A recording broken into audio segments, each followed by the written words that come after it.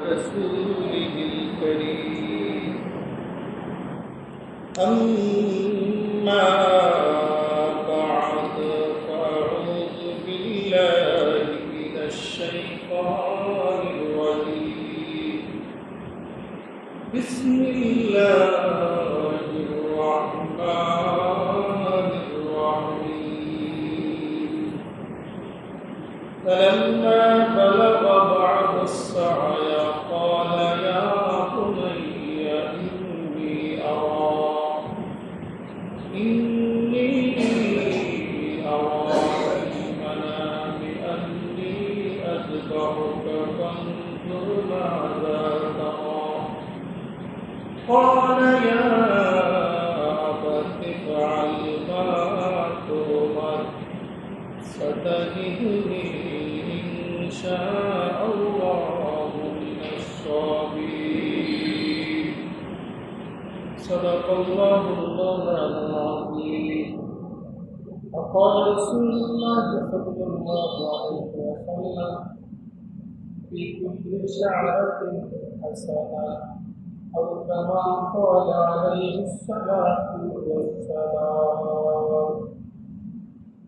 إن الله وملائكته يصلون على النبي يا أيها الذين آمنوا صلوا عليه وسلموا تسليما اللهم صل على سيدنا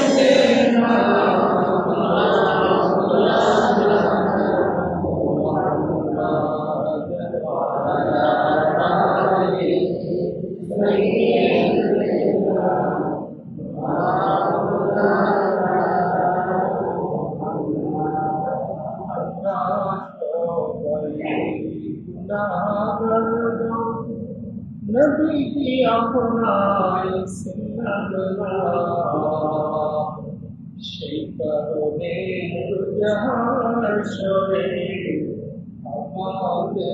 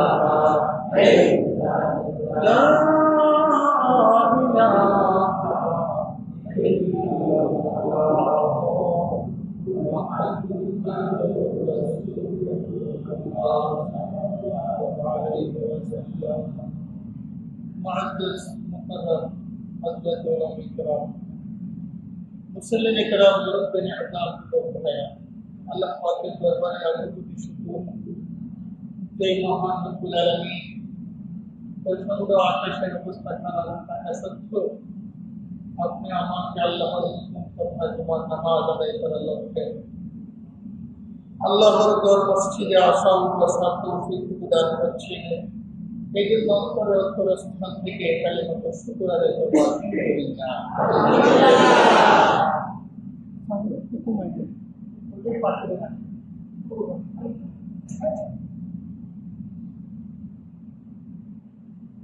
আলোচনা করতেছিল কুরবানি সম্পর্কে আলোচনা গত জুমায় কুরবানির ইতিহাস তথা কোথায় থেকে সূচনা হয়েছে সেই আলোচনা করতেছিল আজকে আলোচনা চলবে প্রচলিত যে কুরবানি আমাদের মধ্যে যে কুরবানি এখন বিদ্যমান চলতেছে ওই কুরবানিটা কোথা থেকে আসছে এই কুরবানি আসছে আমাদের জাতির পিতা মুসলিম জাতির পিতা হযরত ইব্রাহিম আলাইহিস সালাম থেকে হযরত ইব্রাহিম আলাইহিস সালাম তিনি আল্লাহর একজন খলিল, জবরদস্ত একজন নবী ছিলেন, যিনাকে খলিলুল্লাহ বলা হয়। খলিল অর্থ দুস্থ, আল্লাহর দুস্থ। হযরত ইব্রাহিম আলাইহিস সালাম আল্লাহর পক্ষ থেকে অনেক পরীক্ষার সম্মুখীন হয়েছেন, অনেক পরীক্ষা, খুব কঠিন পরীক্ষা। এর মধ্যে অন্যতম এক কঠিন পরীক্ষা হলো নিজের সন্তানকে জবাই করা। কথা বলেন ঠিক কিনা? নিজের সন্তান, একমাত্র সন্তান, দ্বিতীয় আর কোনো সন্তান নেই, এই সন্তানকে জবাই করা সহজ না কঠিন? কেমন কঠিন আমি এই সম্মুখীন হলে বুঝতে পারবো তার কঠিনতা কত বেশি, কত কঠিন পরীক্ষা। এছাড়াও ইব্রাহিম আলাইহিস সালামকে আগুনে নিক্ষেপ করা হয়েছে, তাই না? নমরুদে কোথায় নিক্ষেপ করছিল? আগুনে, বিশাল অগ্নিকুণ্ডে নিক্ষেপ করছিল। সেখানেও পরীক্ষায় পাস করেছে, উত্তীর্ণ হয়েছে। সুবহানাল্লাহ। সন্তান ইসমাইল যখন 80 বছরের পরে একটা সন্তান দিয়েছে আল্লাহ তাআলা, তখন আবার এক পরীক্ষা। আল্লাহর পক্ষ থেকে বলা হয়েছে, ইব্রাহিম তুমি তোমার স্ত্রী এবং সন্তানকে মরুভূমি সাফা মারওয়ার কাছে দেখে চলে আসতে হবে, যেখানে কোনো বাড়িঘর নাই, কোনো জনপদ নাই, কোনো মানুষ নাই, কোনো কিছু নাই। এখনো সেখানে মক্কা শহর হয়ে গেছে, তখন কিছুই ছিল না, পাহাড় আর পাহাড় আর মরুভূমি ছিল। সুবহানাল্লাহ। এমন একটা জনশূন্য এলাকায়, জনশূন্য মানে কোনো মানুষ নাই, পাহাড় আর মরুভূমি, কোনো মানুষের কোনো খন্ড নাই, লেশ নাই, কোনো বাড়িঘর নাই। সেখানে একটা নারী একটা কোলের শিশু নিয়ে থাকা কি সম্ভব? সম্ভব? বলে খুব কঠিন, খুব কঠিন। এখন মক্কা মদিনার অবস্থা কেমন হয়েছে? সুবহানাল্লাহ, সুবহানাল্লাহ। এই চক্ষুগুলোর কথা উদাহরণস্বরূপ বলতেছি। এক সময় আমি শুনছি এইদিকে জঙ্গল আর জঙ্গল ছিল, আজকে স্বর্ণের দাম, 100 জায়গার দাম কি? স্বর্ণের দাম বাজারে 100 লিটার দাম। যেখানে জঙ্গল আর জঙ্গল ছিল, এই জন্য কবরস্থানের সংখ্যা বেশি।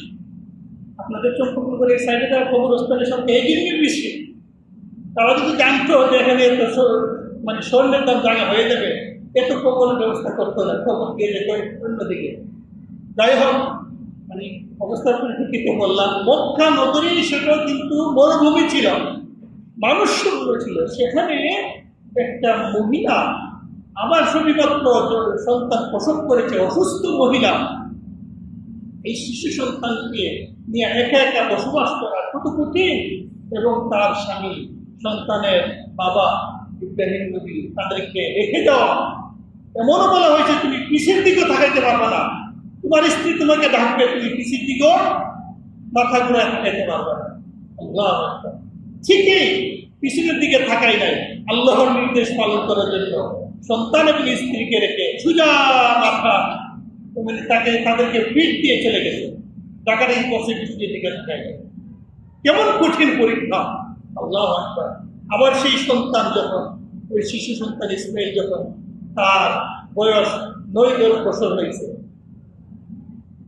কোরআনে বলা হয়েছে ফালাম্মা বালাগা মাহু সায়া, এভাবে বলছে। অর্থাৎ যখন তার সন্তান পিতার সাথে চলাফেরার সামঞ্জস্য হয়েছে, মানে চলাফেরার উপযুক্ত হয়েছে, এর অর্থ হইল এটা। পিতার সাথে সন্তান বাজারে যায়, মন্দিরে যায়, খেতে খামারে যায়, ব্যবসা বাণিজ্যে যায়। মিনিমাম কত বছর লাগে? 8-10 বছর লাগে কিনা? একত্রে বলা হয়েছে যখন সন্তান তার পিতার সাথে চলাফেরার একটা কি হয়েছে, মানে পরিমাণ বয়স হয়েছে, উপযুক্ত হয়েছে, তখন আলাম্মা বালাগা মাহু সায়া ক্বালা ইয়া বুনাইয়া। এর আগে অনেক ইতিহাস, এর মধ্যে একটা ইতিহাস আছে। হযরত ইব্রাহিম আলাইহিস সালাম ঘুমের ঘরে স্বপ্নে দেখেন যে আল্লাহ বলতেছে, হে ইব্রাহিম তুমি কুরবানি করো। ঘুমের ঘরে স্বপ্নে দেখেন। আর নবীদের স্বপ্ন বাস্তব, মানে সঠিক, এটা মানে বিপরীত কোনো ব্যাখ্যা নাই, তার পরিবর্তে কোনো কি নাই, ব্যাখ্যা নাই। যাহা দেখবে তাহাই পালন করতে হবে, মানে সঠিক। কারণ নবীদের ঘুম কিনা ঘুম না, তারা ঘুমের মৃত্যুর সাজা। এই জন্য মাসালা হলো বনি আদম যখন ঘুমাবে, ঘুমাইলেই চিৎপাত কাজ হয়ে হেলান দিয়ে বা যে কোনোভাবে মানে শুয়ে পড়লেই ঘুমাইলেই তার উজু শেষ। আর নবী রাসূলরা ঘন্টার ঘন্টা যদি ঘুমে থাকে তাদের উজু যাবে না, কারণ তারা ঘুমের মৃত্যুর সাজা সব কিছুর খবর জানে। সুবহানাল্লাহ। সেই সুবাদে নবীরা স্বপ্ন যাহা দেখবে তাহাই পালন করতে হবে। আল্লাহ রাব্বুল আলামিন বলতেছে, হে ইব্রাহিম তুমি কুরবানি করো। তখন ইব্রাহিম আলাইহিস সালাতু ওয়াস সালাম সকালে উঠে 100 উট কুরবানি করলেন। সুবহানাল্লাহ। 100 উট কুরবানি করলেন, অনেক দামি জিনিস। আবার দ্বিতীয় রাত্রিতে পূর্বের নেই, আবার স্বপ্ন দেখতেছে ইব্রাহিম তুমি কুরবানি করো। দ্বিতীয় রাত্রির দিকে সজাগ হয়েও দ্বিতীয় দিনে আবার 100 উট কুরবানি করলেন। সুবহানাল্লাহ। তৃতীয় রাত্রিতে গেলেন ঘুমাইতে, ঠিক পূর্বের নেই, বলতেছে হে ইব্রাহিম তুমি কুরবানি করো। একবার দুবার তিনবার মাথা যখন বারবার একই স্বপ্ন দেখছেন, তখন ইব্রাহিম আলাইহিস সালাম পাল্টা প্রশ্ন করলেন। প্রথমে এর আগে কিন্তু নির্দেশের সাথে সাথে বাস্তবায়ন করছেন, ভাবলেন যে আরে আমার বাস্তবায়ন মনে হয় আল্লাহ পছন্দ হচ্ছে না, আমার কুরবানি মনে হয় আল্লাহ গ্রহণ করছে না, এখন আমার জিজ্ঞাসা করার দরকার কুরবানিটা কি হবে, কিভাবে দিতে হবে। ঠিক আছে, যাই হোক, তৃতীয় স্বপ্নের সময় যখন ইব্রাহিম নবী প্রশ্ন করলেন আল্লাহ আমি কি কুরবানি করব, তখন আল্লাহ বলতেছে তুমি তোমার সবচেয়ে মহব্বতের জিনিসটা কুরবানি করো। সুবহানাল্লাহ। সবচেয়ে মহব্বতের জিনিসটা কুরবানি করো। কোনো জায়গায় আসছে ডাইরেক্টই বলছে তুমি তোমার সবচেয়ে মহব্বতের তোমার সন্তানকে কুরবানি করো। সুবহানাল্লাহ। ডাইরেক্টই বলো আর ইনডাইরেক্টই বলো। ইনডাইরেক্ট বলতে তোমার মহব্বতের বিষয়টা, তোমার মহব্বতের বস্তুটা কুরবানি করো। সেটা থেকে চিন্তা করতেছে আমার সবচেয়ে মহব্বতের বিষয়টা কি, সবচেয়ে মহব্বতের জিনিসটা কি। তো আমার সবচেয়ে বেশি মহব্বতের না, 100-200 কুরবানি করছি, আরো যদি 1000 কুরবানি করি আমার তো একটু মায়া লাগবে না। সবচেয়ে মহব্বতের জিনিস কি হতে পারে? গবেষণা করে দেখছেন যে সবচেয়ে মহব্বতের জিনিস আমার সন্তান। সুবহানাল্লাহ। সবচেয়ে মহব্বতের বস্তু কি? আমার সন্তান। কারণ 80 বছরের পরে আল্লাহ একটা সন্তান দিচ্ছে, এর চেয়ে মহব্বতের আর কি হতে পারে? কথা বলে ঠিক কিনা? এখন যাহা আদেশ তাহাই পালন করবে। এত স্নেহের, এত আদরের, এত মহব্বতের সন্তানকে কুরবানি করতে উনি বিন্দুমাত্র আল্লাহকে দিতে পারার প্রশ্ন করেন। আল্লাহ এই আমার সন্তান ছাড়া অন্য একটা কিছু দিয়ে দেয়, আমার 5000 উট দিয়ে দেয়, 1 লক্ষ উট দিয়ে দেয়, এমন প্রশ্ন করে নাই। আল্লাহ যাহা বলছে সকালে তাহাই প্রস্তুত। সকালে রওনা দিয়েছে সন্তান কিনে, উদ্দেশ্যটা কি? কুরবানি করবে। মিনার দিকে রওনা দিয়েছে, মিনার দিকে রওনা দিয়েছে।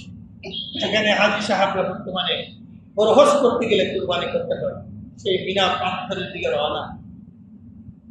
অন্য দিন এমনভাবে যাইত, সন্তান কিনে বিভিন্ন জায়গায় যাইত, ব্যবসা বাণিজ্য করত বা লাকড়ি সংগ্রহ করত। তো সেদিনও চলে গেছে, কিন্তু স্ত্রী তো আর জানে না সন্তানকে কোথায় নিয়ে যাচ্ছে।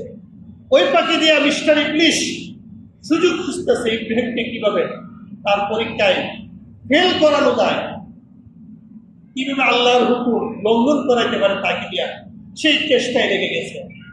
মিস্টার ইংলিশ আসা ইসমাইলের আম্মুকে বলতেছে তুমি কি জানো তোমার আদরের সন্তান ইসমাইলকে তোমার স্বামী কোথায় নিয়ে যাচ্ছে? তো জানি।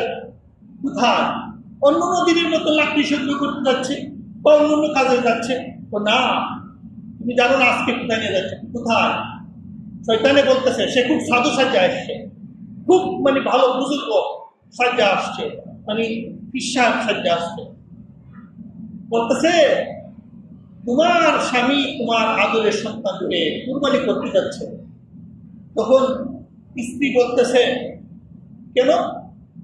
শয়তানে বলতেছে তোমার স্বামীকে নাকি তোমার স্বামীর আল্লাহ মানে তোমাদের আল্লাহ নির্দেশ দিয়েছে কুরবানি করার জন্য। আসলে এটা সত্য না, শয়তানে নির্দেশ দিয়েছে। নাউজুবিল্লাহ। কে বলতেছে? শয়তানে নিজে বলতেছে যে আল্লাহ বলছে না, শয়তানে বলতেছে সে আল্লাহ বলে বিরাট কুরবানি করতে নিয়ে যাচ্ছে। তখন যেমন স্বামী এমন স্ত্রী বলতেছে না, শয়তানে আল্লাহ শুরু ধরতে পারবে না, এবং নবীদের সত্য, নবীদের স্বপ্ন সত্যি হয়। অবশ্যই আমার আল্লাহ নির্দেশ দিয়েছে, আমার আল্লাহ যদি নির্দেশ দিয়েই থাকে আমার সন্তানকে আমার স্বামী কুরবানি করবে, আমার কোনো আপত্তি নাই। কে বলতেছে? আল্লাহ। আমাদের স্ত্রীলে কি বলতো? আল্লাহ। শয়তান ফেল, শয়তান কি? এখন নৈরাশ মেয়া ওই যে ইব্রাহিমের পিছিয়ে যাচ্ছে।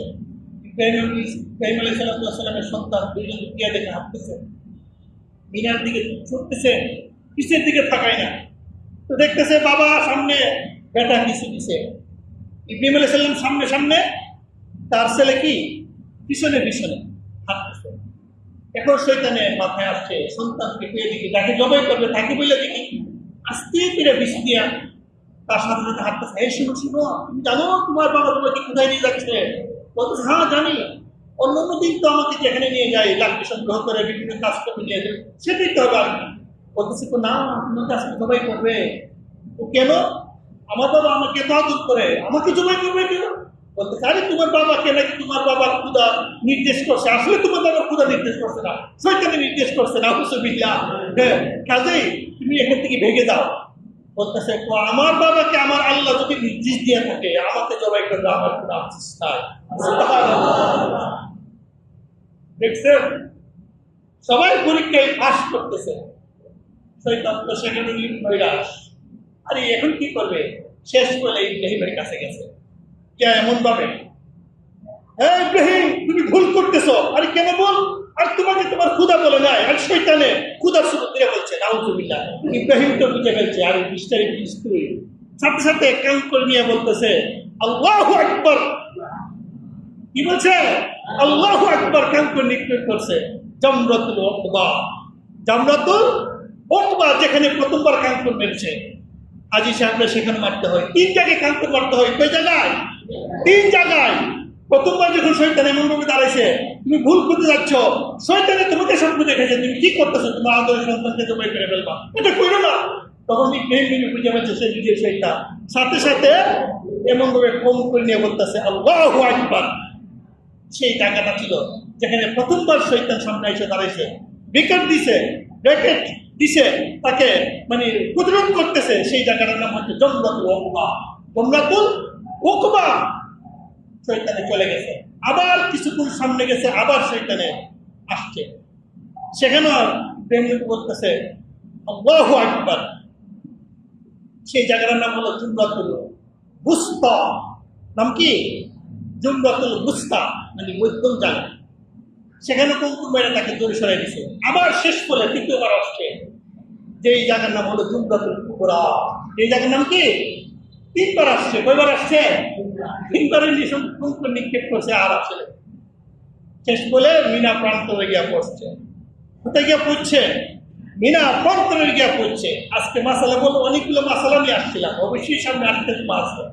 তো এটা বলতে হয় যে ঘটনা আমাদের পরিপ্রেক্ষিতে আসছে, সেটা বলতে হয়। আমি কিন্তু এমনি ঘটনা বলি না, ওদিকে অনেক জমা পড়েছি, একটা ঘটনা বলি না। এটা কিন্তু কোরআনের ঘটনা, হাদিসের ঘটনা, সত্য ঘটনা। এটা আমাদের জানার দরকার, এটা আমাদের ইতিহাস, এটা আমাদের কুরবানির ঐতিহ্য, আমাদের জানার দরকার। সেই শয়তান ওই জায়গায় নৈরাশ হয়েছে 5 জায়গায়। ওই জায়গায় স্ত্রীর কাছে, ইব্রাহিম নবীর স্ত্রীর কাছে, আবার ইসমাইলের কাছে 2, আর ইব্রাহিমের কাছে 3বার আসছে। কয়বার এসে? 5 জায়গায় নৈরাশ। আমরা কিন্তু শয়তানের সাথে মোকাবেলা করে পারতাম না। আমরা যদি আমাদের মতো যদি হইতো, আল্লাহু আকবার। এমন নবী ছিলেন, পরীক্ষায় উত্তীর্ণ হয়েছে, পাস করেছে, শেষ বলে গিয়া উপস্থিত হয়েছে মিনা প্রান্তরে। কোথায়? মিনা প্রান্তর। যারা হজে গেছেন, বড় হজ করছেন, তাদের চোখে ওই জায়গাগুলো বাস করছে যেখানে কাঙ্কুর মারতে হয়। ওই জায়গায় ইব্রাহিম নবী 3 জায়গায় কাঙ্কুর মারতে হয়, 3 জায়গায় ইব্রাহিম নবী ওই শয়তানকে প্রতিরোধ করেছিল আল্লাহু আকবার বলে কাঙ্কুর নিক্ষেপ করে।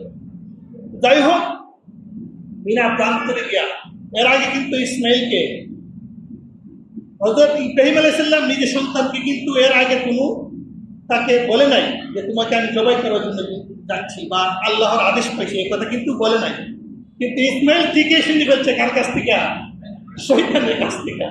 গিয়া বলতেছে ফালাম্মা বালাগা মাহু সায়া قال يا بني إني أرى في المنام হযরত ইব্রাহিম নবী যখন হযরত ইব্রাহিম আলাইহিস সালাম যখন সন্তানকে মিনা প্রান্তরে নিয়ে হাজির হইল তখন বলতেছে ইয়া বুনাইয়া, হে আমার সন্তান, ইন্নী আরা ফিল মানামি আন্নী আযবাহুকা, আল্লাহর পক্ষ থেকে আমি আদেশিত হয়েছি আমি তোমাকে জবাই করব।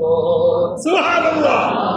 সাথে সাথে সন্তান বলতেছে ক্বালা ইয়া আবাতি ফাআল মা তুমার, সন্তান বলতেছে হে আমার পিতা, আমাকে জবাই করো, তোমার আদেশ পালন করো।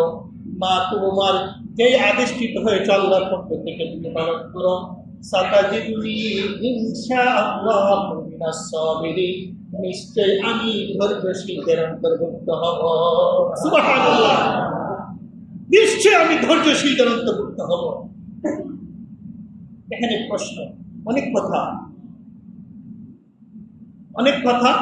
কথা হইল কি যে যেহেতু নবী আল্লাহর পক্ষ থেকে নির্দেশিত হয়েছে, আদেশিত হয়েছে, সরাসরি জবাই করে ফেলবে, তাকে আবার জিজ্ঞাসা করার দরকারটা কি? এখানে সময় দেওয়ার দরকার কি? সময় দেওয়ার তো এখানে প্রশ্ন আসে না। এই প্রশ্নের জবাব হলো যে ইব্রাহিম নবী নিজে তার সন্তানকে পরীক্ষা করা। তিনি যেমন আল্লাহর পক্ষ থেকে পরীক্ষিত, তিনিও তার সন্তানকে পরীক্ষা করবে, দেখি আমার সন্তান আল্লাহর আদেশ মানতে রাজি হয় কিনা। রাজি হোক আর না হোক জবাই তো অবশ্যই করবো, কিন্তু তাকে দেখি সে কতটুকু আল্লাহর আইন বা আল্লাহর হুকুম পালন করতে আগ্রহ। সুবহানাল্লাহ। এই জন্য জিজ্ঞাসা করতে হবে।